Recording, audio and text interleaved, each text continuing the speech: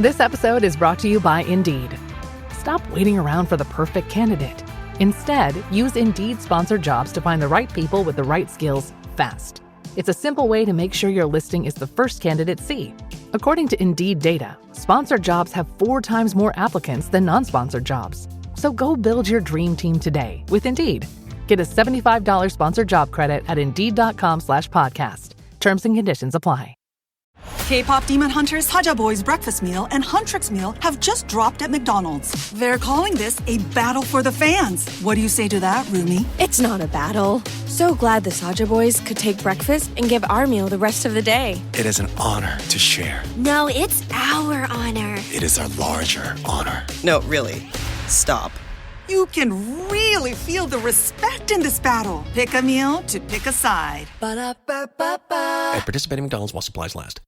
Well, on these cold days here in the South last week, OG, I thought to myself, man, is this bad? Life is bad when you're in a house that's not made for these temperatures. And then you look at all of our friends in Houston and Southern Texas and people, these stories you're hearing about people out of power for long periods of time and pipes bursting and stuff. And I think, man, they got it bad. And then you know what I think?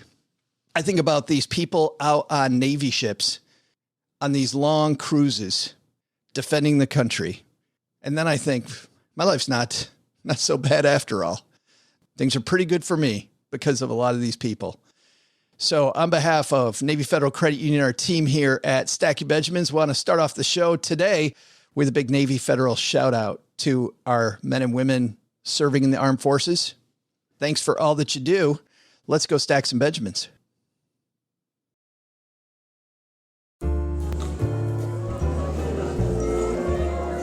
So, faced with the question, where did they go next with this podcast? The guys were recently joined by legendary musical genius Bruce Dickerson, who's agreed to be the new producer of the Stacking Benjamins show. They were all excited to meet him. Hey fellas, I'm Bruce Dickerson. Yes, the Bruce Dickerson. You have a dynamite sound, fantastic sound. I have only one suggestion. More cowbell.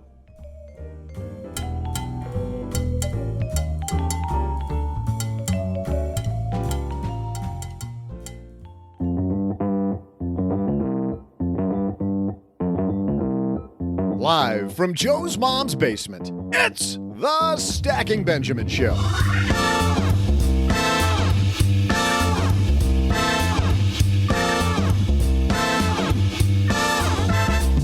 I'm Joe's mom's neighbor, Doug, and we all know that systems and processes are the only way to grow a great business. But what about for your family budget? Here with business case studies that you can use in your life to get ahead, we welcome Mr. Built to Sell Radio, John Warrillow. Plus, the GameStop-related lawsuit slinging has begun. Who's suing who? We'll share that and what advisors are thinking about Bitcoin during our headline segment. Later, we'll toss out the Haven Lifeline to Zach, who has a question about his individual stock investing strategy. And I'll save time for my stellar trivia. And now, 2 guys who did a horrible job setting this podcast up to sell. It's Joe and O-G.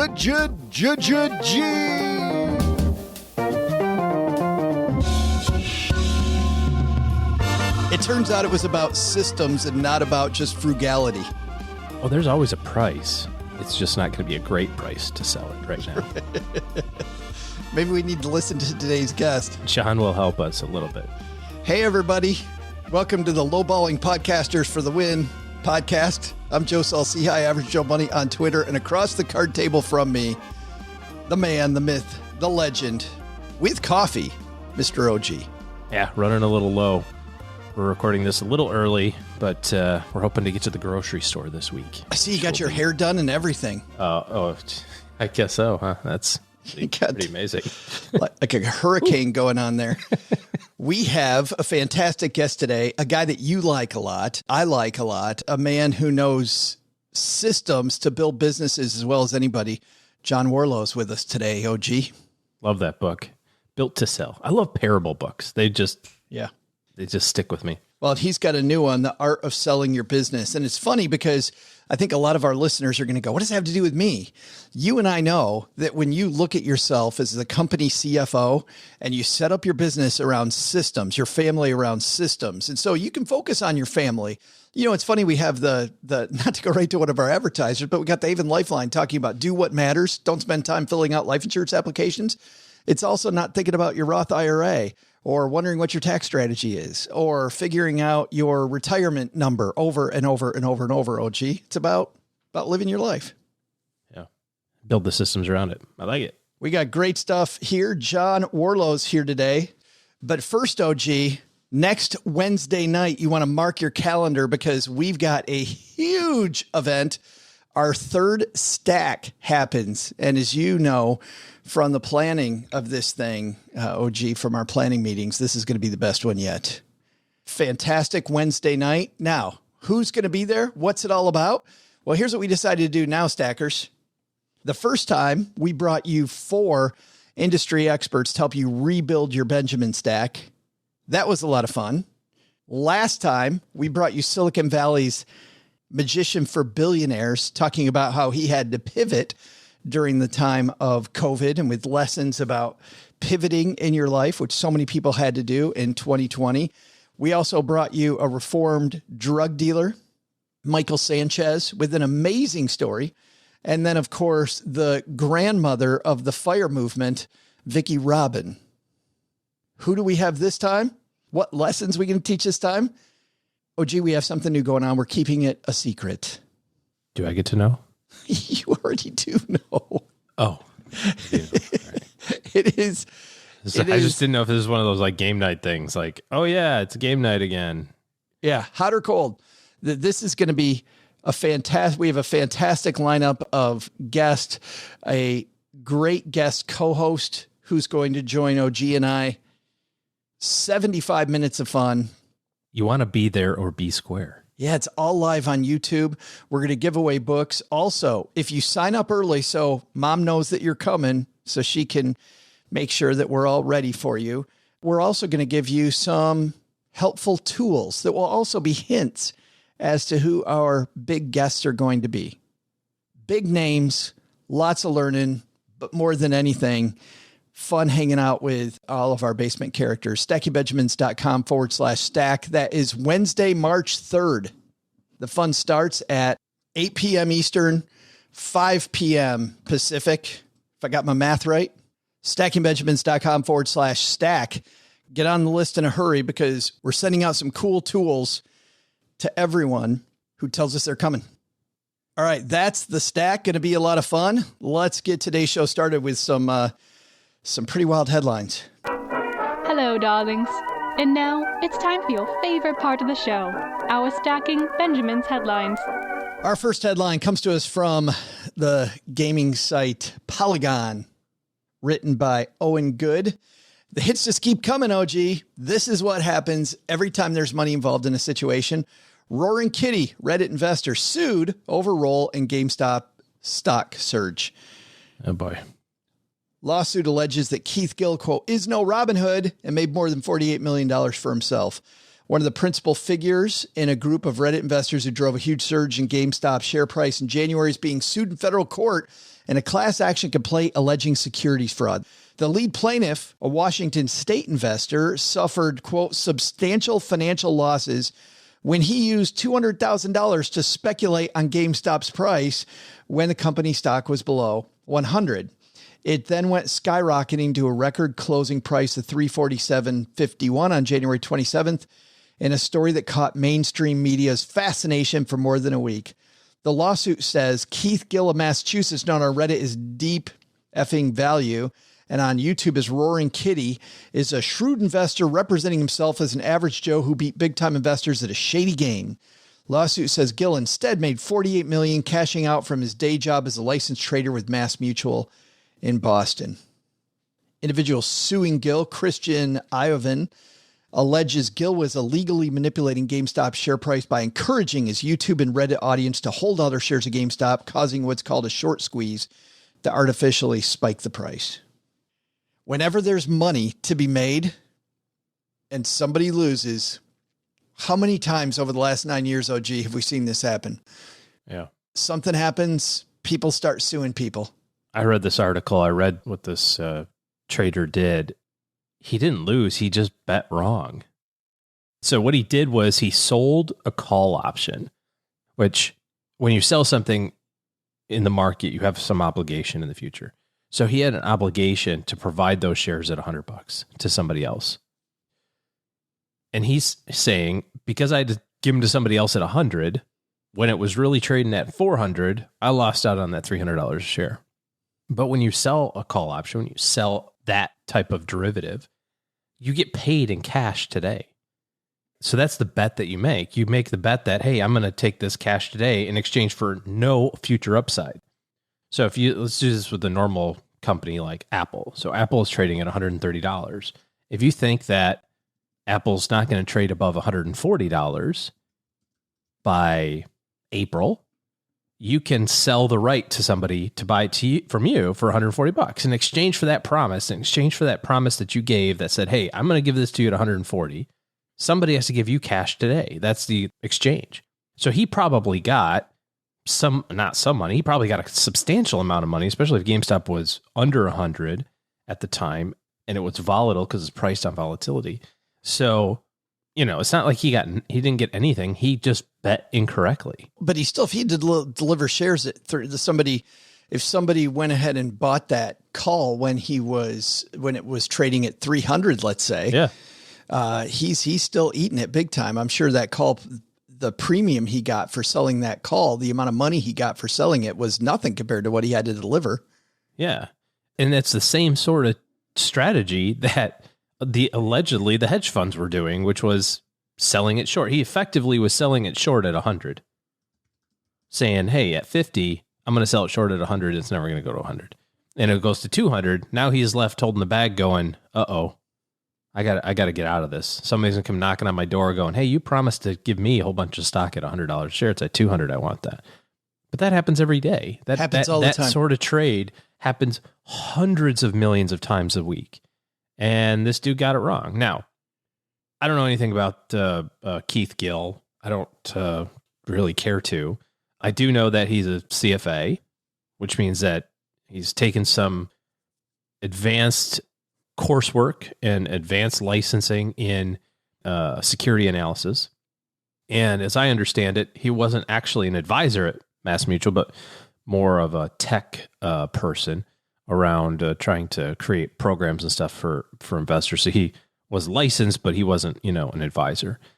So yeah, he's probably going to have some reckoning for the fact that he was licensed and kind of running this side business that nobody knew about. But how is this different than any other sort of trading website or newsletter subscription you can buy or freaking Twitter? I mean, this guy bet wrong and lost. Was there anybody who didn't think that this guy was making money? I mean, he seems to be. He publicized it He publicized everything he was doing the whole time. Yeah. And what's more interesting is if it really was a long con, right?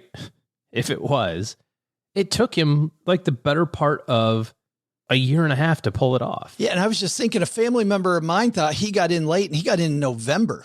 Yeah, well, this guy was posting about it back in mid 2019, and everybody called him, he's like, oh, you're a fool. Oh, you're a fool. And he's like, no, this is my rationale behind it. It wasn't, obviously the short selling had an impact on that, but it was, he laid his case out a couple of times of like, here's why I'm doing this. And here's what I think, the business is cash flow positive and land is worth whatever and all this other sort of stuff.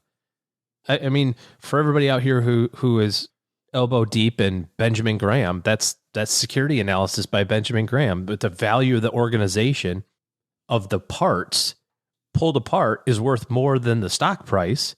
Then you've got a value stock. Like if the land and the cash flows and the, all the equipment and all that sort of stuff, if you could sell it all for more than the value of the stock, then guess what? The stock's undervalued. You got a discount. That's a Benjamin Graham thing. And that was kind of his point. I don't think that he expected it to go to freaking $450 a share, which, by the way, to my knowledge anyway, I don't think he sold all of it at that point. Now, he sold some along the way. But anyways, nevertheless, this is part of the problem with litigation. I think that there's a need for people who are manipulative and people who do things incorrectly, who are wrong, cheats in the system and so on and so forth. This, to be punished. But if you look up this law firm's website or follow their Twitter posts, they literally, every stock that goes down, they tweet about it. Like, hey, did you own this stock and it went down? We can sue you for it. Hey, did you own this stock and it went down? We can sue for it. Hey, did you own this stock and it went down? We can sue for it. Which is often the case. It's not even this particular investor. It's the firm doing what they do best. It is. And, by naming this dude, they put a face to it. And then they also imply that Mass Mutual had something to do with it. And Mass Mutual is, not dumb. They have tons of attorneys and lots of money. So they're going to say, yeah, just make this go away. Here's $1 million.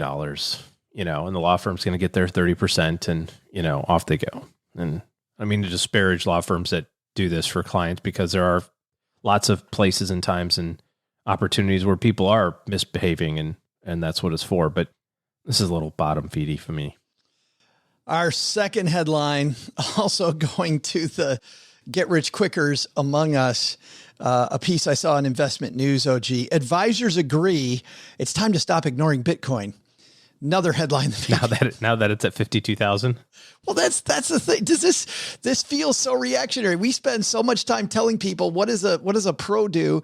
A pro does not respond to anything. A pro does not react. A pro has a plan going in and then adjust in a systematic way through an investment policy statement. Any advisor right now going, oh yeah, I think I got to tell people to get into Bitcoin, goes back to 2020. Remember the story that you told about the advisor who sold all his client stuff on the worst day? Yeah. Just why advisors saying now it's time to stop ignoring Bitcoin?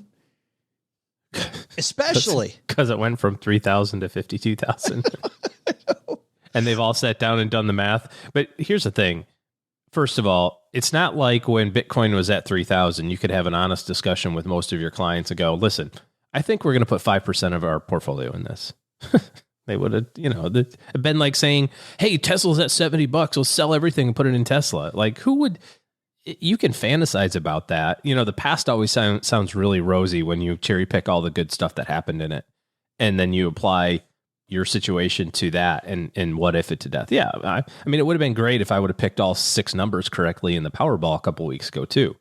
You'd have called and been like, hey, are we recording?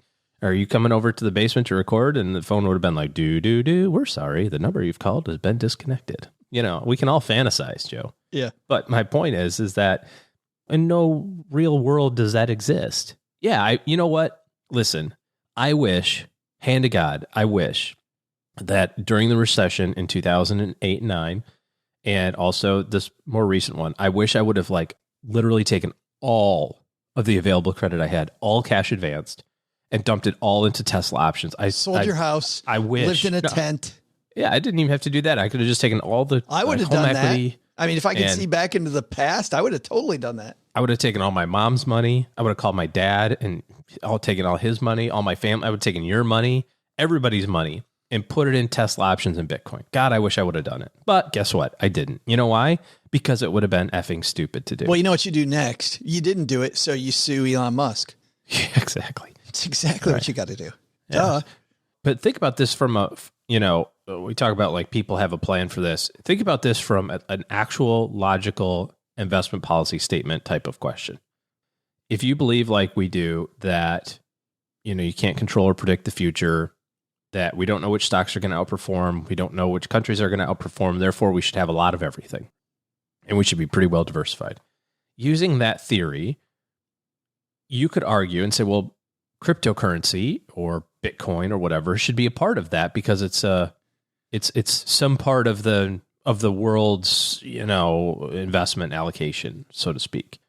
Fine. What percent is it?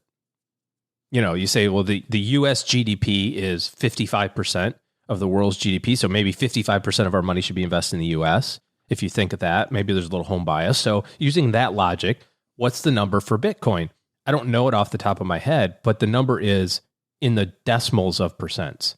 0.5, 0.7, maybe 1%.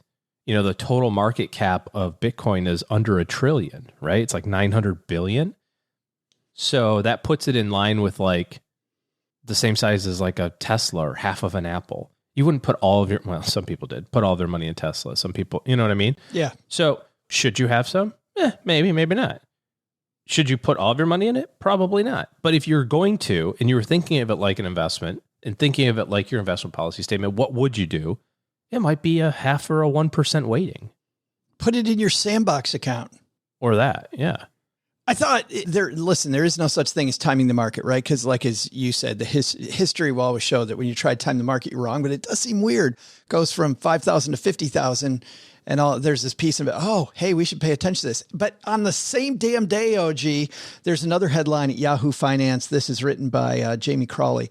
Bill Gates says he's neutral on Bitcoin. The big thing here, though, is that Gates points out that the volatility of Bitcoin driven by, quote, mania and the difficulty of predicting how prices will progress is part of the problem. And the fact that it has to be, if you're using it as a currency and people are buying it as an investment, you have the same dichotomy that we've talked about over and over on this show, right? Is it investment? And should I load up on it? Or is it, if it's a currency, I need to be able to buy a sandwich with it. Yeah. I can't buy a sandwich with something going from 5,000 to 50,000. I can't do it. Like, why the hell would I spend a Bitcoin on something when I can take $1 I know isn't going to appreciate out of my wallet and buy my sandwich? Yeah. I was just reading. Oh, go ahead. Sorry. Well, he also says just one more thing. He says that he would short Bitcoin if there was an easy way to do it. At this point, he would short Bitcoin. I take that back. I'm sorry. This is, I just read the end of that quote. That was from 2018 that he said he would short Bitcoin. Well, there you go, Bill. Good job. Look nice at market timing. I mean, and so clearly Bill Gates doesn't necessarily have his arms around Bitcoin. But when I look at smart people and they're going, man, I don't know. It just tells me that advisors saying, hey, we need to ramp this baby up. At the same time, same day, Gates is saying, I don't know, I'm neutral. Well, yeah. And we use the word advisors in air quotes because that's really not being an advisor. That's being a broker. You know what I mean? That's no different than a portfolio manager getting to the end of the quarter and going, what was the number one stock this quarter? Oh my God, it was Tesla. We don't have any Tesla. Let's buy a whole bunch of Tesla the last day so that when our quarterly numbers post and everybody goes, what did you own? You can go, yeah, look at all the Tesla we have.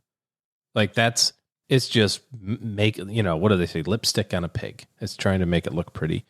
But if you were looking at this from an investment perspective, which I'm with you, I don't know how you can use it as a currency, right? I mean, could you imagine? What would you do with your dollar?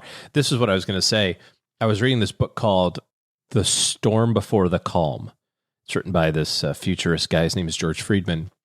And I really liked his other book that he wrote maybe about 10 or 15 years ago called The Next 100 Years, where he kind of lays out like what the century is going to look like in terms of progress and technical advancements and so on and so forth. So this book, The Storm Before the Calm, was all about the U.S. cycles anyways. But he goes into detail in a couple of different times where the U.S. currency, when the dollar ebbed and flowed so greatly because of it being backed by gold and that being backed by silver and then being backed by gold and silver and then being backed by nothing and then banks collapsing and like the impacts that had. And to your point, when it was backed by gold early on, people were like, yeah, I'm going to hold on to this because I'd rather have gold than money. And since I can go trade this money in for gold, I'm not going to spend it. So when it's an investment, you tend to hang on to it. I mean, you've heard the stories of the people who bought pizzas with 10,000 Bitcoin and all that sort of stuff. You don't want to be that story. If it's going to go from 5,000 to 50,000 or 50,000 to 250, you don't want to be the guy that's like, yeah, I spent a third of a Bitcoin on a car and now that car's worth $10 million in Bitcoin. You don't want to do that. So you'd hold on to it. I'm just thinking if I bought that old Ford Aerostar I had a long time ago, the one that I ended up donating to charity after it was just done. And I'm thinking if I bought that with Bitcoin. Well, there was a story not too long ago about this guy. It was a billionaire who did the first Bitcoin transaction. Did we talk about this? You did, about the Tahoe property? Yeah. And now it's worth, $100 million or something in Bitcoin. It's like, you don't want to be that guy. No. So, if you're going to have it, small percentage. You know who you want to be, though, OG? You want to be somebody that has a good dashboard when it comes to managing your money.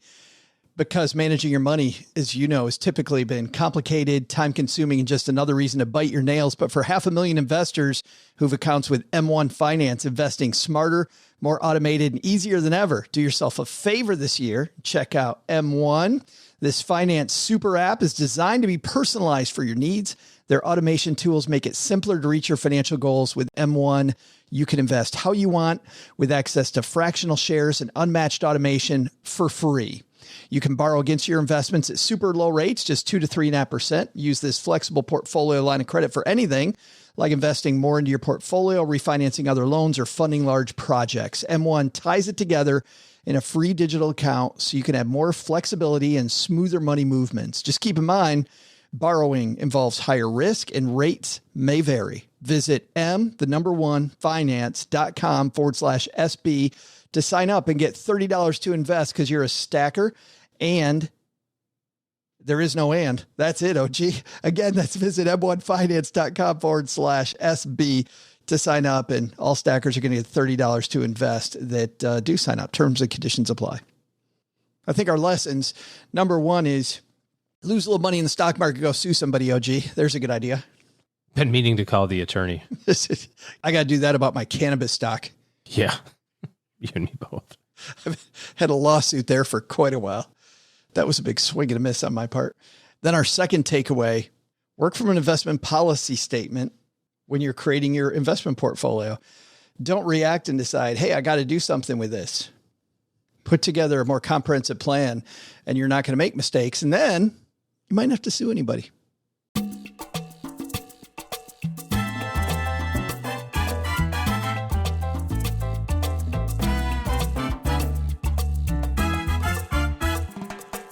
John Warrillow is a guy that, OG, you and I have known for a long time. I'm very excited. He was one of these guys that I'm just proud to say that he's a friend of ours. He has built and sold businesses himself, so he knows what it takes to have the systems to build value. And for business owners, he created the Value Builder System, which is a simple software for building the value of a company, and it's used by thousands of businesses worldwide. In fact, what you do is you keep working on your company, OG, till you get a score of over 90, and then you know that your business is set to sell. When it comes to this, I know there's people already thinking, I don't own a business. This one's not for me. We're not going to really talk about business today. We're going to talk about some of the correlations that we can make between setting your business up to sell and setting your family up for financial success. So whether you're planning your retirement, like somebody who's selling their business, or you're somebody who's just trying to make things hum better so you can live your life more, we're going to talk about all that. John Warrillow on today's show.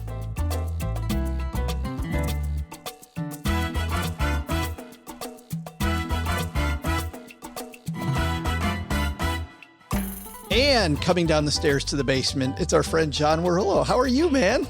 I'm good. How are you? Well, I'm great. I'm sorry you got to sit across the room, but Mom adheres to the rules. Yeah, absolutely have to, right? Social distancing. Absolutely. But I'm glad that you included us on the book tour. Why did you of course have the bestseller, Built to Sell. You had a follow-up book, which actually was amazing that we can talk about too. But why this book, The Art of Selling Your Business? Built to Sell came out and I started a podcast called Built to Sell Radio. I've done something like 300 episodes. One of the things I noticed that most of the entrepreneurs I interview have kind of regular exits. They go for multiples that are pretty industry standard. And then there's this sort of cohort of my case studies, interviews that trade at multiples of revenue. Like they are way outside the box in terms of what is normal for their industry. And so I got to thinking it would be cool to try to deconstruct what they do, these entrepreneurs who are selling for multiples of revenue.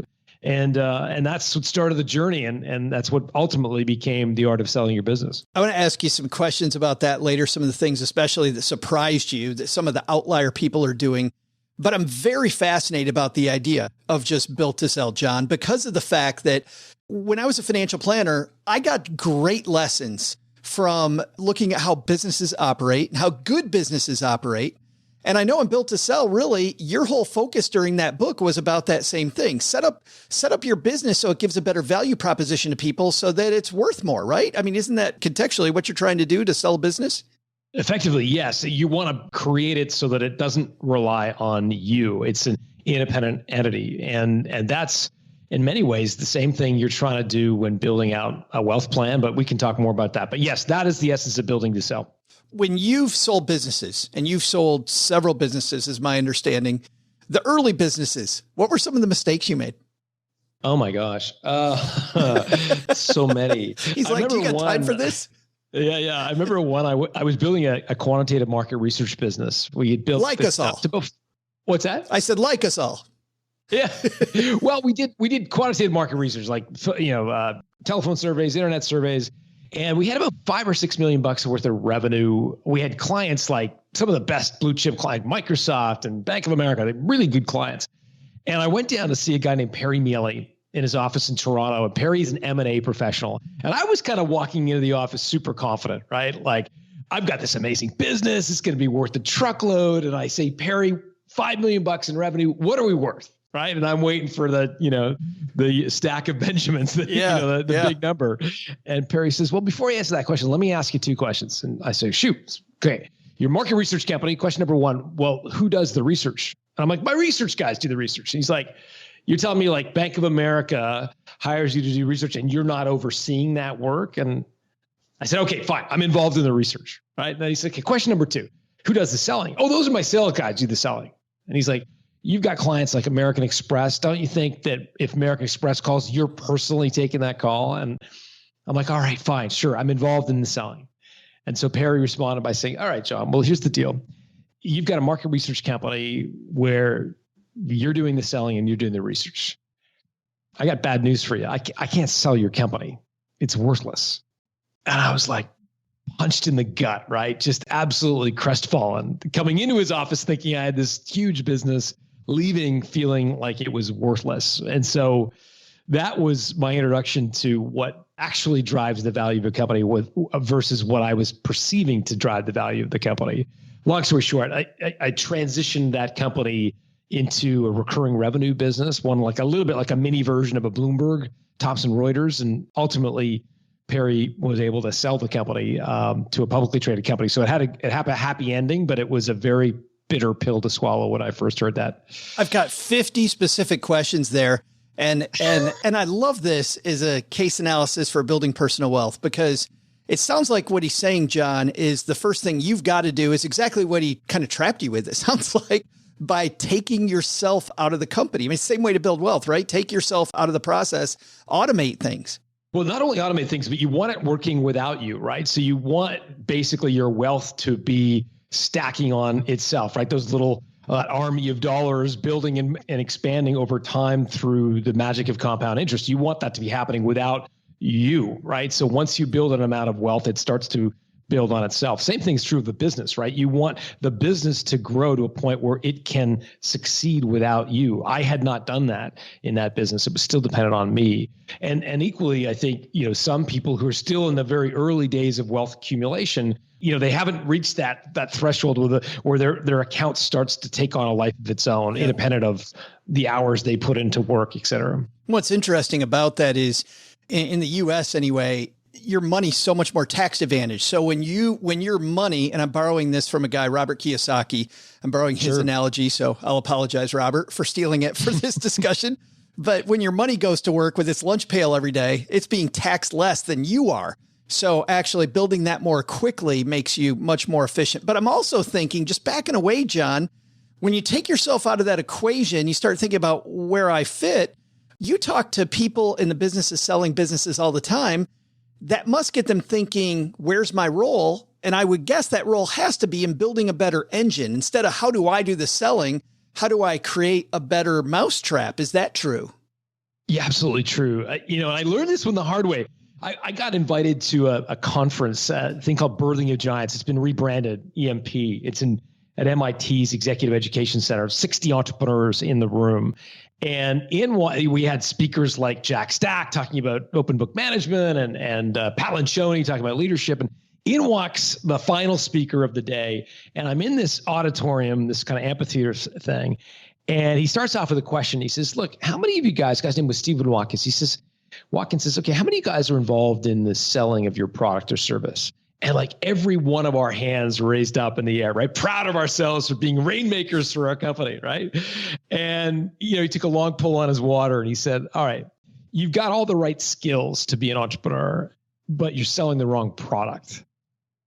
And kind of everybody leaned forward on their chair and said, what are you talking about? He's like, you've got all the right skills, but what you should be doing is investing your sales and marketing skills in building the value of your company, selling to your company, talking to investors about why your company's great, not to customers. Hire salespeople to sell to customers. You should reserve your selling talents for your company. I always remember that lesson because it felt like, when you think, look, I'm a pretty good basketball player. And then you actually watch a professional game and you go, I am completely terrible relative to the professionals. It was like I'd been given a glimpse into what actual entrepreneurs think about. And that I had been playing an amateur's game before. That is a huge aha. And while on one end, it's a real kick in the teeth, on the other, I think that's a nice splash of water wake-up call, John. It absolutely is. It absolutely was. It certainly was for me. And so the whole idea of building a company that is basically working while you sleep, that same notion of building wealth. The other piece, I think, the other nice parallel between building wealth and building a business is this notion of what we refer to as the Switzerland structure, where in a business, you don't want to be overly dependent on any one customer, employee, or supplier. We give it the name, the Switzerland structure, because of course Switzerland is the kind of famous for independence, right? Like it's a butt of a joke, right? Well, I'm going to be Switzerland of this, right? Very independent-minded people.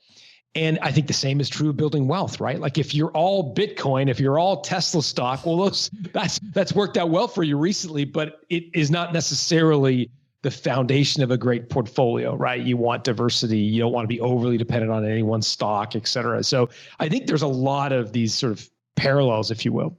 When you see business owners getting ready to sell their business, where do most of them need help? I think a lot of them need help answering the question, why do you want to sell? We talk about pull factors and push factors. Push factors are all the things that frustrate owners about their company, right? Tax, the IRS, employees, regulation, all the stuff that is frustrating for entrepreneurs. Yet we have found the most successful, happiest entrepreneurs. And again, I think this is also true of creating financial independence. The most successful and happy entrepreneurs are the ones that think more about their pull factors, meaning what are they excited to go do? I remember I did a podcast with a guy named Sean Oshman. He was a Denver-based entrepreneur who had an IT consulting company, a couple $1 million in revenue, not a big company, but he decided on his 39th birthday that by the time he was 40, he wanted to be living on a sailboat. And so he got to thinking, okay, well, how am I going to do this? Here he's in landlocked Denver, right? And he figures, well, there's no way I got to sell my company. So he goes to a broker, says, sell my business. Ultimately, the broker comes back with an offer between 2 and 3 times profit. And Oshman says, all right, well, as long as you can get me the cash before my 40th birthday, I'll take the deal. And I asked Sean after he accepted the sale and we talked about it on the show. And I said, like, how do you feel about that? Because 2 to 3 times profit is like, it's an okay exit, but it's not like a spectacular exit, right? It's not like front of the newspaper kind of exit. Yeah. And he says, I'm super happy. And I said, why are you so happy? He says, because I'm living on my sailboat. And it was a good reminder to me that if you've got something you want to go to and you're excited about, it makes squeezing out every last nickel of value out of your company is actually a little less important if you're excited to go do something. Are there, though, for him, and by the way, clearly that's the same thing with people working a 9 to 5, right? People show up all day. They work all day. They get really excited about retirement, John. But as you know, they get excited because it's finally ending and I don't have to get up anymore. And then 2 years later, like I don't have any statistical proof, but you see all these people that pass away. And I feel like having this sailboat, having this dream, this thing out there keeps you rolling when, especially for an entrepreneur, this is all they've done. I mean, this has been your heartbeat. Absolutely. Absolutely. A scary stat for us. 76% of business owners 1 year after selling their company regret the decision to sell. Wow, 76%. 76%. Wow. I mean, this should be like the happiest day of their lives. They should commemorate it like a birthday or a wedding anniversary, right? This is the sale of their company. Yet 3/4 of them a year after selling regret. And the number one reason they regret is they had more push factors than they had pull factors. The second most important reason is that their ego is still so entwined with their company, right? They weren't able to separate their ego from the company. And that's another reason. The third reason, and again, this comes very much into the financial piece. The third reason they tell us they end up regretting is that they think they left money on the table. And the biggest reason they feel that way is they didn't create a competitive marketplace for their company. When you get multiple bidders, you can feel fairly certain that there's a liquid market, right? It's not opaque. There's a liquid market and you've got a fair price for your company. When you deal with one acquirer, no matter how good the offer, you will always sit back and wonder, did I leave money on the table? And that's one of the biggest reasons. So I think if you could tackle those three things, your ego, making sure you get competitive offers, and of course, having more pull and push, I think you're setting yourself up for a very happy exit. But not all owners do that. Yeah. You have a section of your book, speaking of that exit time, that discusses timing. And I'd never really thought about timing. Is timing super important when you decide it's time to go? Yeah, look, I mean, right now is one of the best times in history to sell a company. Money is effectively free. Interest rates are virtually nil. And what that has done is turbocharge the private equity world. So companies that are sort of, valued somewhere around $1 to $50 million worth of value, the vast majority of businesses that sell, they will be bought by private equity groups. And private equity groups, their business model is enabled by interest rates. The lower the interest rates, the higher the value they can place on your company. And so right now, in an effort, the Fed is just pumping money into the system, keeping interest rates low in an effort to keep people solvent. But what that is also doing is making it virtually impossible for a private equity company to lose when they go and buy your company. And so there is a lot of activity. And what I think the biggest mistake a lot of entrepreneurs make is they ride it over the top, meaning they think that they're going to sell 3 years from now, 5 years from now, when they reach that next plateau of revenue. And what they don't realize is that you can ride it over the top just as easily. I'm reminded of a guy named Rand Fishkin, who I talked about in the book, and I interviewed him for my podcast. He built a company called SEO Moz, which is search engine optimization software, built up to $5 million in revenue. And he got a call from a guy named Brian Halligan, who at the time is the co-founder of HubSpot, which is like an all-in-one marketing software. And they were a bit weak in SEO, and they said, man, we would love to buy your company, Rand. And Rand said, okay, what's your offer? And Halligan said, we're going to offer you $25 million of cash and HubSpot stock.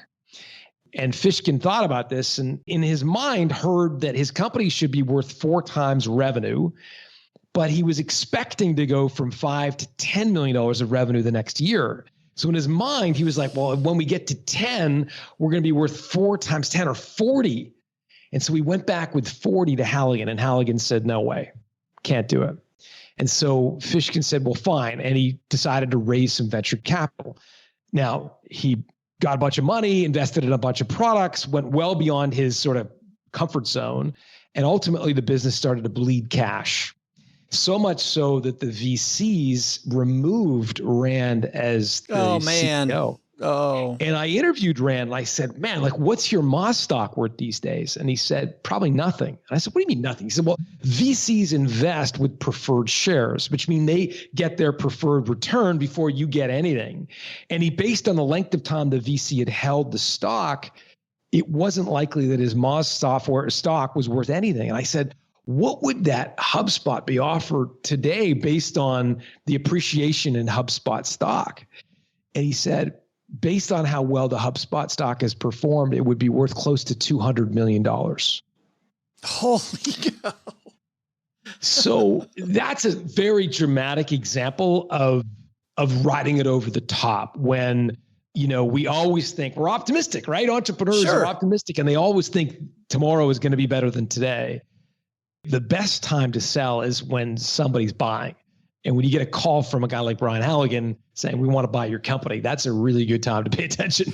Absolutely. Well, and I'm thinking as you're talking, John, that there's another place where I like this is when we talk about getting into investments, having an exit strategy. We saw a lot of people involved in beating this hammer a lot the last few weeks, and the GameStop thing rode it all the way up and then rode it all the way back down, right? No exit strategy whatsoever, even though I think that was more of a casino than anything else.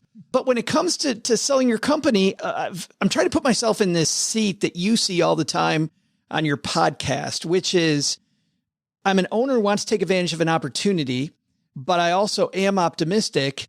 How do I thread that needle between wanting to grow it even more? Because that's what I've done my whole life.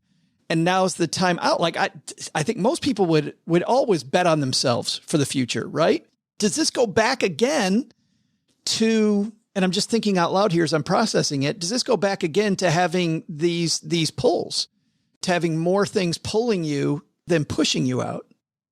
Yeah, it does, but it also has something to do with what we call the freedom point. And the freedom point, stated very simply, is where the sale of your business after tax and commissions, if that will generate enough wealth for you to create enough income to live comfortably the lifestyle that you aspire to, you've reached the freedom point. And you may be saying, well, how do I calculate that? Well, you've heard obviously 4% rule. I mean, you must talk about it all the time. 3% rule. We talk about the 3% rule because it's a little safer. And so basically you're taking what you need in the way of income to fund the lifestyle that you envision, multiply by 33, and that's your nest egg that you've got to accumulate. And when your company is worth, after tax and proceeds, that amount, you have to ask yourself, what's the point in continuing? Now, you may want to continue because you've got to create, you love the creativity, you love the camaraderie, you love the technical challenge, whatever it is. But what getting to the next tranche of value will not do is create more financial freedom. And in fact, the more you hold your company, the more you risk financial freedom. I was reminded of this fact earlier. I interviewed a guy named Rob Walling who built a company called Drip. And Drip was in the software space where again, like Rand, they sell for really high multiples. And he was starting to receive offers in the 9 to 12 times revenue space. Wow. Little $2 million company. So you do the math on that and you realize that was the freedom point. And Rob is a young guy. He's got a couple of kids and he said, I'm out. It's too big a portion of my wealth to put it at risk every day. Because every day, if your company is 50, 60, 70% of your wealth, you're effectively the gambler at the Las Vegas craps table, and you're all in every day. And you never know when the next pandemic, the next, like storm or whatever crisis is going to happen that will essentially undermine that freedom. And once you've earned it, it just begs the question, maybe I should monetize it. Maybe I should make it real. Are there some key metrics that you look at when you're evaluating somebody's business and how much you think it can go for? Like I'm thinking about, for us, like many publicly listed companies, John, free cash flow is a big thing, right? If a person has a lot of free cash flow, they kept their debt low, like you are a stock on the rise. If you're a company with a lot of free cash flow, you can pivot much more quickly than ones that don't. What are some of the key metrics that you see entrepreneurs really need to drive to get that multiple up there to sell their business? Yeah, look, again, the financial buyer, so 3 types of buyers, and they think about valuation slightly differently. So individual investors are usually buying a job. They buy smaller companies, less than $1 million or $2 million in value, and they're buying a job. So they're going to be looking at profitability, to your point. Private equity groups use debt, often borrowed from a bank, which they have to finance, in other words, pay back. And so the more predictable your future stream of cash is, the more subscription-based or recurring revenue you have, the more of a niche you have, the more gross margin you have, the more valuable they're going to be. Your business is going to be in their hands because they can bank it. They can go to a bank and say, look, lend us the money because this business is bulletproof. And that to stop you, John, but I just did. But on that point, is that why you like subscription businesses so much, is because of that type of buyer? Yeah, it de-risks it for an acquirer. Gotcha. Absolutely. Okay. And so that's what makes, especially for a financial buyer, your business that much more valuable. The strategic buyer is a slightly different animal. The strategic buyer is buying your business for what it's worth in their hands. And that calculation is completely different. So I'll give you an example because I think it helps illustrate it. So I talk about a woman in the book, and I interviewed her called Stephanie Breedlove. She built a little payroll company that did payroll for parents who have a nanny to pay. And so if you've got a nanny, you've got to go through all the government red tape to pay your nanny, right? Yet you call up Paychex or ADP and they're like, forget about it. We don't want to deal with this, right? Yeah. And so Breedlove thought, oh, cool. Why don't I set up a company that just does payroll for parents of a nanny? Anyways, 25 years later, she's built this company up to $9 million in revenue. So it's not like a juggernaut. It's not the next Google, the next Facebook, next Tesla. It's a good, solid business, $9 million in revenue. She's got 10,000 customers. And she decides it's time for her to leave. She's reached her freedom point and she wants to sell. So she goes to the landscape and says, who's out there that would want to buy my company? And she realizes Care.com has got an incredible reason to buy her business, because Care.com is like the Angie's List of care providers, right? You put in your zip code and it'll give you babysitters and whatever. Who's out there? Yeah. Yeah. All 5-star rated. And Care.com has 7 million parents. And Breedlove reasons, man, if 7 million parents, they all have to have payroll. They have to pay their nanny. And so she approaches them. Long story short, she manages to get an offer of Care.com of $40 million for her $9 million. Wow. Which is crazy. But the postscript to the story is she doesn't settle there. She says, that's not enough. And she quantifies the value for Care. She says, look, if 1% of your 7 million buy my payroll service, that's a business 7 times the size of my company. Long story short, she sells it for $54 million. Wow. That's fantastic. I could talk about these stories all day. And I just love so many parallels between the world of personal finance and the world of building a business to sell. The book is called The Art of Selling Your Business, Winning Strategies and Secret Hacks for Exiting on Top. It's some of the best and quirkiest and most enlightening interviews I think we've had, John, from your show. But books available everywhere? Everywhere. Yeah. Just if you like the stories and stuff, builttosell.com. If you opt in, top right corner, I think there's a button that says free gifts. You get a fresh episode every week. It's free. So you also include, I believe, worksheets too, right? So people can work through each one of the chapters. That's right. If you opt in at builttosell.com, you get a workbook on how to apply this to your business. And we'll link to it at our show notes at stackingbenjamins.com. Last question. You've done so many episodes. I have to ask, just one podcaster to another, my friend, is there been an episode that really surprised you? Something where you showed up and by the end of the episode, you're like, I didn't bargain for that at all. Oh man. But it's funny. One of the biggest surprises I ever got was not when I was interviewing. It was when I was being interviewed. Oh, I won't say the name of the podcaster, but the guy started and he said, Warrillow, right? Warrillow, you're the douchebag who wrote Built to Sell. I was like, I'd never been called that in my life before. And he went on to kind of chastise me and criticize me for writing a book that was advocating people build to flip. And he was saying, this is the worst thing in the world. You know, the economy needs people that build to last. And with the microphone on. Is the microphone on? Are you guys recording? Is this live? Yeah, we're live. And I didn't rebut his comment at the time, but see, I've thought about it a ton since. And I fundamentally disagree with that idea. I think for most entrepreneurs, we do our best work when creativity is at a premium, when problem solving is hardest. And it's usually the early days in a business, certainly the first decade of a business, after which, oftentimes we become the biggest albatross, a yoke around the neck of our company, because we become more conservative, right? As our business becomes a bigger part of our wealth, we're like, oh, I don't want to really risk it.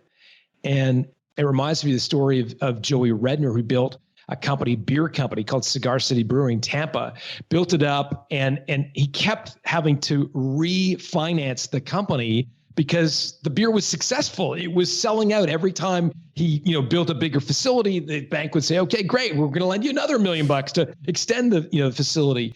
And after about 3 expansions, he just kind of threw his hands up in the air and said, no more.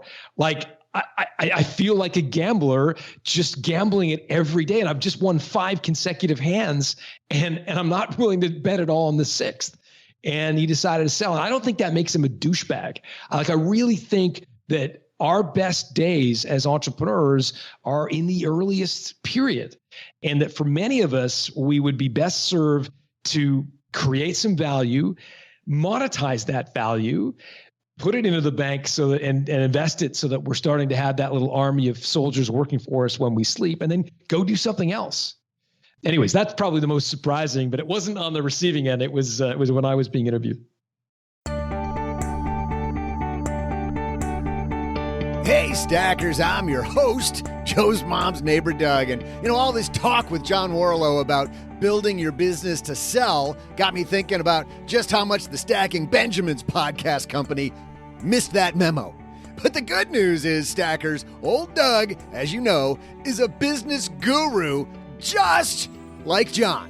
And today, I'm sharing the rescue plan with the whole world on how to get this business back on track. You want a case study? Well, how about these gems? I think we need to apply more plastic surgery and anti-aging cream for the whole crew. I know this is audio only, but have you seen these guys? If we do more YouTube, our audience size is going to recede faster than Joe's hairline. Oh, number 2, more camera filters. Like you and I both doubt that suggestion 1's going to be enough. So let's bust out some flowers or, like those little sparkly things that pop up on the screen. Who doesn't like flowers and sparkly things with their budget or GameStop talk? We're going to go from old to irresistible.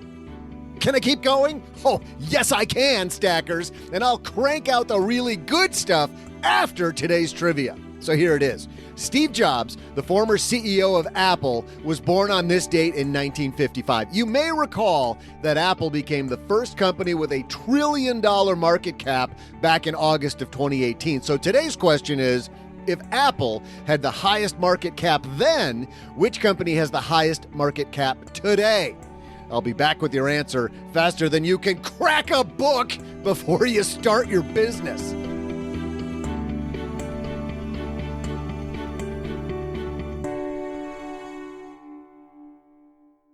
Well, running a small business, as you may know, like I do, it is super fun, but it can also be very tough. And when it's time to get a loan, it can feel impossible to find the lender that you actually trust. Big banks say no. The internet, well, that's full of sketchy offers with sky-high rates and fine print you can barely read. Whether you need help covering payroll, managing cash flow, or investing in growth, you deserve better. And that's why I recommend the small business marketplace Fundera, which is powered by NerdWallet. It's a free, easy-to-use platform. It lets you compare real financing offers from trusted lenders, and it's all in one place. And what I like is that you don't need perfect credit to get started. There's no spam. There's no bait and switch.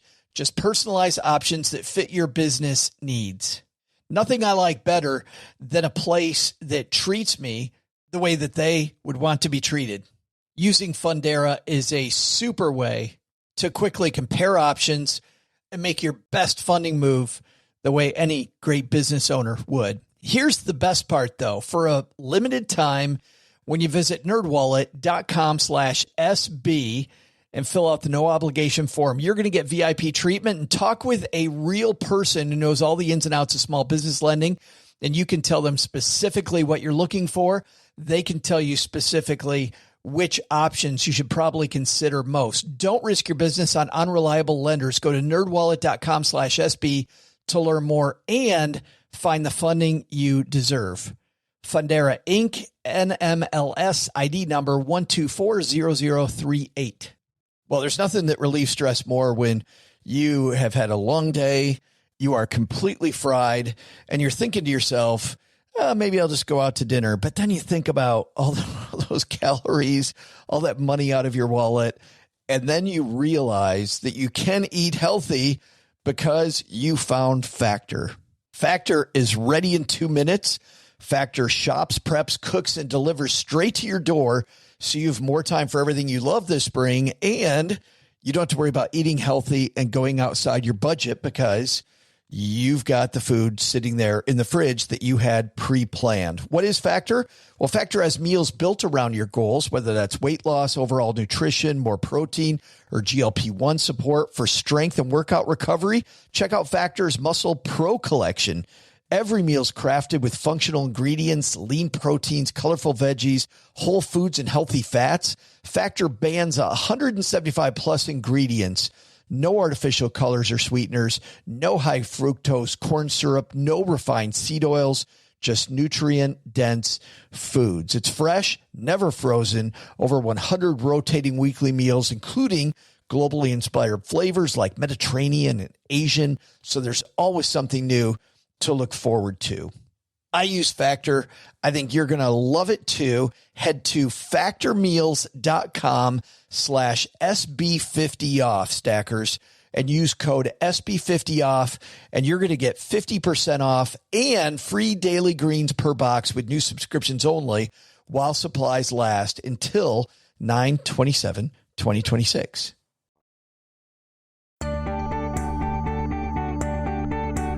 Hey, stackers, I'm Joe's mom's neighbor, Doug, back with some business best practices to save this podcast. While some companies are hoping to go from good to great, I think we can all agree that these guys are hoping to go for, like, fair to middling. So, my third tip is more Doug, of course, duh. We all know why you're here. Well, all of you except Tom Turk Toledo on iTunes, who says I should rein it in a little bit, but what does he know? He's from Ohio, like any successful business has ever happened there. We need to give the people what they want, Tom Turk Toledo. Longer intros, more trivia. That's what it takes to have a $1 billion podcast right there. And finally, I think we need some more brown bags, specifically one for Joe Saul-Sehy. I mean, all of the science and the facial cream moisturizer things and the plastic surgery in the world ain't gonna help that guy. Am I right? So put a brown bag on it, Joe. Can't hurt. I got one last tip, but you're gonna have to wait until our takeaway for that. Back to our trivia question, which was this: what company has the highest market cap today? Coming in at number 3 at $1.85 trillion, it's Microsoft. Number 2 at $2.02 trillion is Saudi Aramco. But number 1, are you surprised? It's Apple again at $2.27 trillion. Time for me to go finish up my list of suggestions. See ya!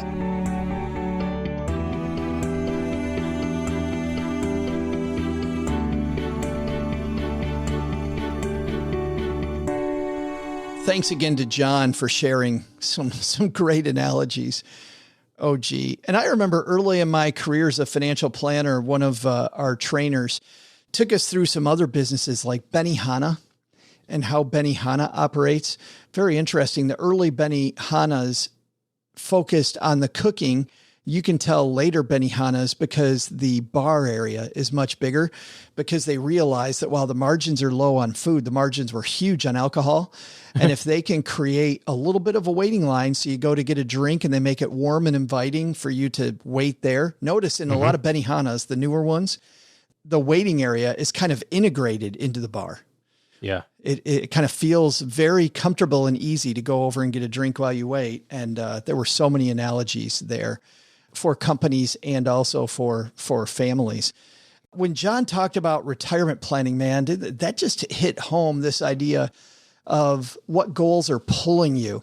And you also see people do this. Oh, gee, they retire at the wrong time because all they think about is, I need to get out of here. I need to leave this, right?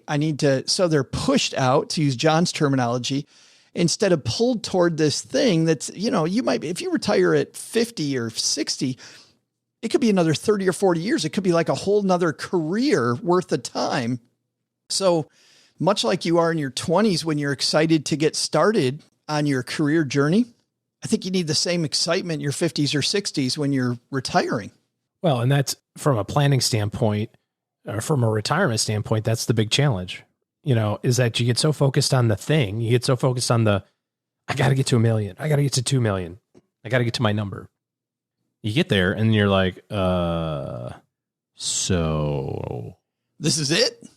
So now what? Like, I thought there would be like you're like fireworks or a party I always try to find clients when they cross a milestone, right? If they're investing money and the first time they get to 6 figures, I try to catch it really close. Like, hey, by the way, congratulations. Hey, you got an extra comma and you crossed into the million. Congratulations. Hey, you crossed another. And the response is always the same. Like, huh, cool. Yeah, no, that's cool.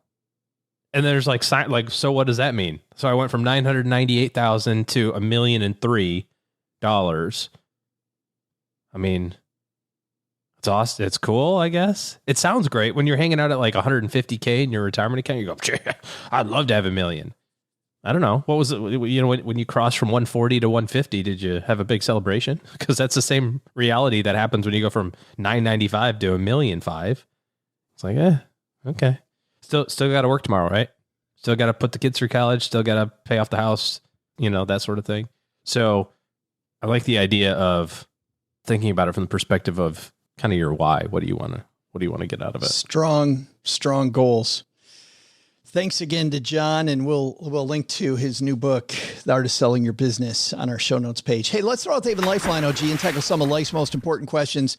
We talked about this later. You don't want to spend time filling out life insurance apps. That's why our friends at Haven Life Insurance Agency put what you value first, your loved ones and your time, and they made the process simple. It's all online. You get an instant coverage decision. Their prices are affordable. StackingBenjamins.com/Haven Life for more to get your life insurance done and to move on. Today, we're going to say hi to our friend Zach. Say hi, Zach. Joe, OG, Stacking Benjamin's crew. I put $20 a week into a somewhat random stock that has shown positive increase over the life of its trading. Good strategy or bad strategy? Thank you, Zach, for the question. And by the way, I'm not laughing at you. I'm laughing because that is a question we've never had anything like before. That is not. And you see a stock, OG, it just tends to go up. And momentum, actually, Zach, is a real thing in the stock market when you talk to technical traders. So from that aspect, yeah, but I think there's a lot more to it, OG. So his investment strategy is I put $20 a week into a stock that just happens to go up all the time? Random stock continually goes up. I put all my money in it. I know. You missed out, dude. Should have done it years ago. I think I would do a little bit more research than finding this one only goes up. Stocks tend to go up. That's the goal, right? Of companies. But, the problem with individual stock ownership is that a lot's on the line. If you're putting all of your money into one particular thing or one idea, one thesis, so to speak, then that has to be right. And if it's not, then you're destitute. The key here, I think, for Zach, OG, isn't it? It's finding out why it's gone up, because stocks don't just mysteriously go up for no reason. And I think you want to know the heartbeat of that stock a little better. So find out, is it the fact they have little debt and sales keep going up? Is it the fact that they've had some big things happen to them recently? Is it management change? Does it happen? I want to get to know the why behind it goes. And don't get me wrong, sometimes stocks just go up because the market goes up, but this one tends to go up more than the stocks around it that it competes against, which is another question to ask yourself. Is it that stock or is it that category going up, right? And you can go to places like Yahoo Finance and it'll show you stocks that it competes against, the stocks and generally do the same thing or something similar. I would look and see, I'd really, start digging into why it goes up. Because at some point, you and I both know it's going to go down. And when it does, I need to know that too. The more I know the heartbeat of this company, the better off I'm going to be.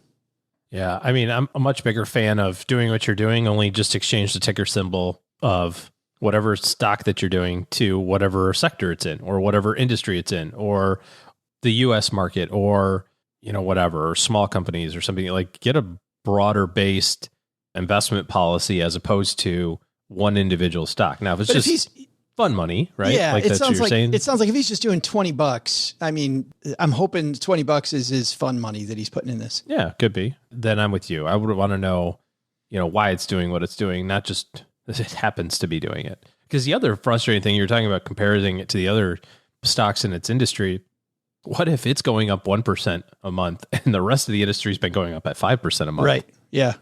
You're like, I'm doing great. And then you find out that it's not. It's actually at the bottom.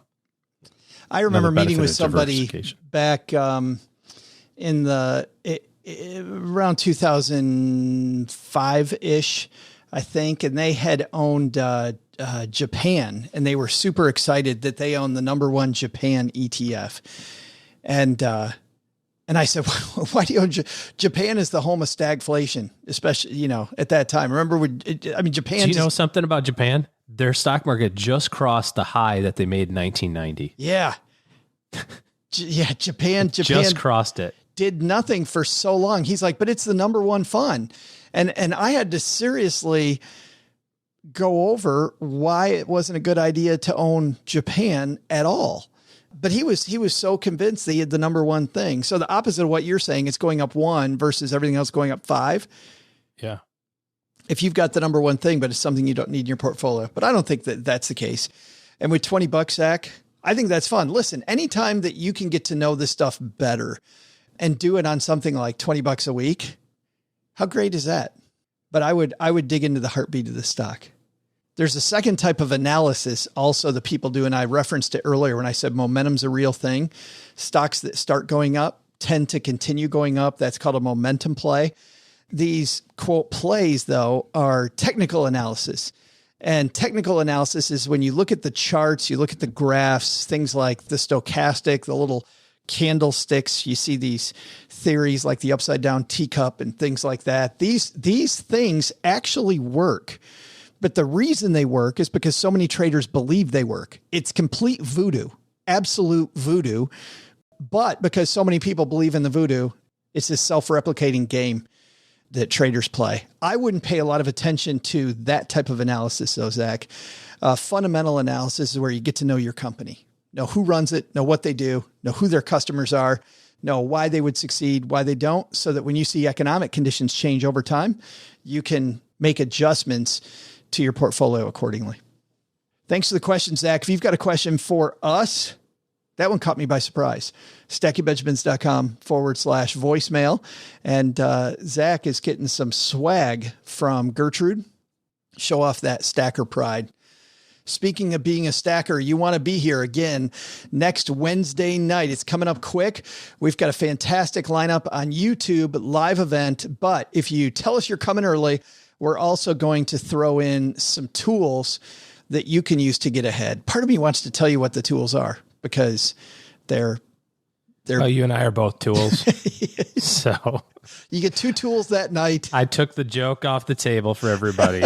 Like, I know the tools. There's 2 tools there either. You get 2 tools that night, and then you get 2 fantastic guests and a guest co-host that are going to make up for us. But stackingbenjamins.com/stack. That not only lets mom know that you're coming, it also gets you in on the tools for people that tell us early that you're on the way. 8 p.m. Eastern, 5 p.m. Pacific. If you can show up, that's great. If you can tell us at a time, even better. Also, mom's bragging about another review, OG.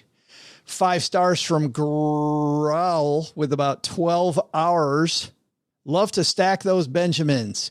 Stacking Benjamins, such fun to listen to. They're the headlines. Joe and OG break down some news tidbits. They say you won't learn anything, but I frequently do. Then there's a headline guest or fintech segment, which provides such an interesting variety. Joe does a great job interviewing. You can tell he really prepares. There's something for everyone. Sometimes it's applicable to me, but other times more for somebody at a different stage of life than I. Of course, there's Doug's crazy trivia. Don't learn anything there really applicable to life, but it's fun. Finally, there's the Haven Lifeline, where they answer a listener question. OG especially has a great way of enlightening us. Dare I say, again, I often learn something. All this dished out in a fun way, which makes me want to listen and look forward to the next one. Growl, you are now our BFF. I feel like we owe Growl $10 for that one, don't you? Holy cow. You can pay the $10. Nice job. Mom's blushing as she's showing that off on her Zoom calls. Leaving us a review. Great way to tell people what they're getting into with the Stacking Benjamin show. Even better yet, if you've got a friend, either somebody who's selling a business, looking at their family financial picture from a business perspective, maybe the John Warrillow interview, good for them for today. By the way, we're also going to put that interview on our YouTube channel so you can watch John and I talk. Same interview, but we're trying to record some of those, OG, from time to time, put up at least one new video a week over on YouTube. Plus, of course, as I mentioned, that's where the stack's going to be. Lastly, OG and his team taking on clients. And if you're somebody that's looking at your financial picture and you're like, you know what, I'm buying too many random stocks and I probably need to have a dovetailed philosophy. Maybe I want to stop suing people who succeeded at GameStop. No, too soon. Not the right message. Maybe not. I could either sue somebody or I could get a financial plan. Depends on which one's faster. OG and his team taking on new clients. You owe it to yourself to have good people in your corner if you're looking for those people and want to see how OG and his team work and can interface to make you better with your money. stackingbenjamins.com/OG. All right, that's going to do it for today. Doug, you got it from here, man. What should we have learned today? Yeah, sure thing, Joe. I'll keep carrying this podcast on my back. First, take a lesson from our headlines. Mess up on your trades? Put on your big boy or big girl pants. No need to sue anybody when you made the wrong call. Second, take a lesson from John Warrillow. The more you create systems and take yourself out of processes, the better things will go. And it's the same thing for your own money. But the big lesson? What's really going to build this show? One answer. More cowbell. Big thanks to John Warrillow for joining us today. To learn more about John's podcast, Built to Sell, or his new book, The Art of Selling Your Business, head to our show notes page or go to buildtosell.com.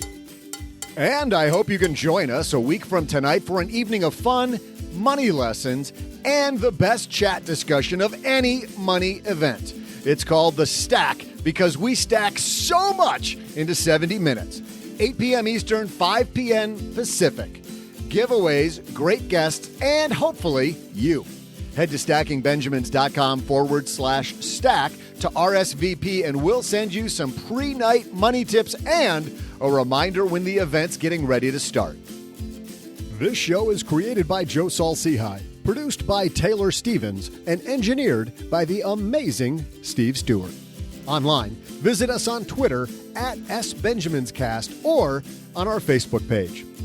I'm Joe's mom's neighbor, Doug, and it appears I've fallen and I can't get up. SB Podcasts may receive payment on the show from sponsors and guests in the form of books, giveaway items, discounts, or other remunerations. That's a big word. There's no way you take advice from these dorks, but like Joe's mom always says, don't take advice from people you don't know. This show is for entertainment purposes only, and before making any financial decisions, consult with a real financial advisor.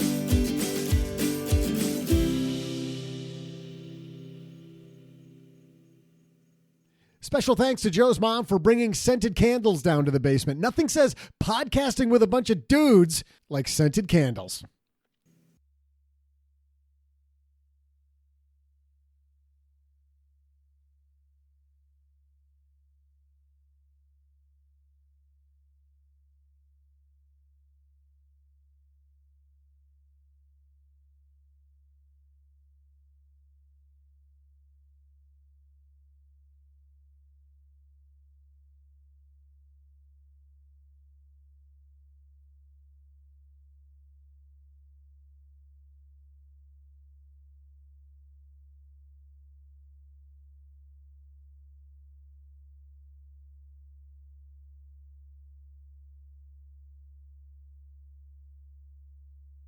Welcome to the after show. This is the part of the show that doesn't exist. You and I were just talking about nicknames, and there's a friend of mine who we now routinely call the Torpedo. Ooh, the Torpedo. Oh boy. Dude, this isn't me, I know, because I've never been called the Torpedo in my life. I don't know that you've even met this guy when you're here. He comes to game night sometimes, but I don't think he came to the same ones that you've been to. I never get invited to game night, so it's cool. We haven't had one in over a year. Sure. I'm shaking, hoping for another game night.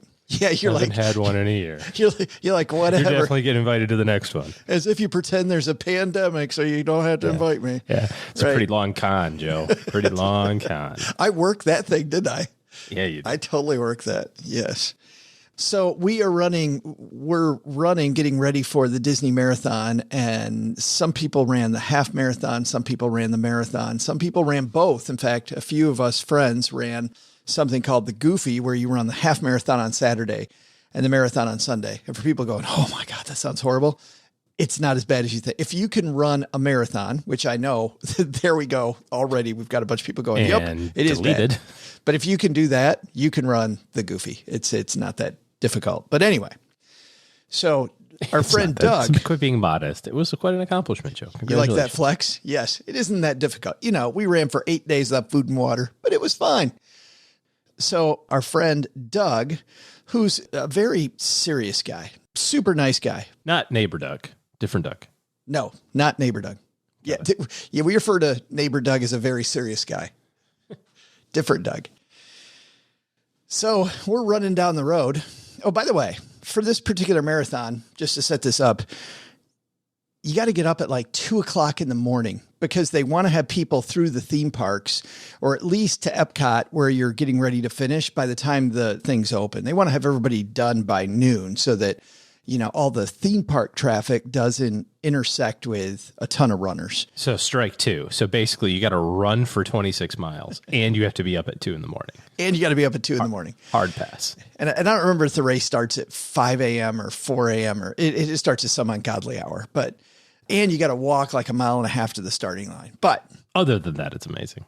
You get to, is the rest of this story PG rated, PG-13? Like, where are we headed? PG rated, but okay, some humor. Got it. Some kid humor. Type of humor kids like to have. So you get up at 2 a.m., you get your fluids, you get out there, you're in this huge mass of 20,000 people waiting for the start of this race. There are porta-johns out there, but they are super long lines at the start. So they start this marathon because there's so many people, OG, they start it in waves. One wave goes, they wait 5 minutes, they do the next wave, they do the next wave, they do the next. And every wave, the fireworks go off. So we're in like Corral F. So we watch wave after wave going in front of us, and you walk toward the starting line. And I noticed the wave before us and the wave before that, the second that the fireworks go off, a bunch of people take off to the right because there's a woods over to the right. These people have been out since 2 a.m. It's now 5 a.m. A lot of people start the race immediately by finding their own little toilet. So we get about 7 miles in, and we're chatting. And my friend Troy goes, you know, I think I gotta go. I'm like, you know, it's funny. I got to go too. And we see there's this woods over on the right. And you see a few people standing alongside the woods with their back toward you, right? Looking for golf balls. Yes, absolutely. So Troy and I take off, and we're standing on the edge of the woods with our back to the stream of runners going by, when all of a sudden Doug goes flying into the woods, just right between us, just flies into the woods, and far enough that he disappears. I'm still going to the bathroom like 7 seconds later when he comes shooting back out of the woods, pulling his pants up. And we're like, what? We finally get all back together on the race course. There's so many people, by the way, that you'll get lost. So we made this deal that when anybody in our pack goes to the bathroom, everybody runs along the right-hand side of the road, the white line, you know, the edge of the road. And so we just run on that line, because otherwise, if you search the road, you're never going to find your group. So we finally catch up. We get back together. We're like, what the hell? Well, it turns out that while he and I were doing a certain liquid form of number 1 urination, he was doing a big old number 2, which is how he got the nickname the Torpedo. And I didn't think it would stick when I called him a torpedo that day. But now I realize it's like 7 years later, and every time we see Doug, we always go, "Hey, torpedo, what's happening, man?" The same way that they give fighter pilots their nicknames. Is that how? Yeah, it has to do with pooping, I'm sure. Top Gun. Maverick. How did Goose get his name?